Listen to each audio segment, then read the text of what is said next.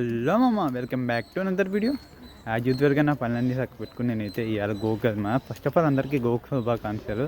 మనమైతే గోకు మందిరికి వెళ్దాం. ఇప్పటికే లేట్ అయిందనమాట, తయారవుతాం. ఇప్పుడు టైం ఎగ్జాక్ట్గా 9:30 అవుతుందన్నమాట.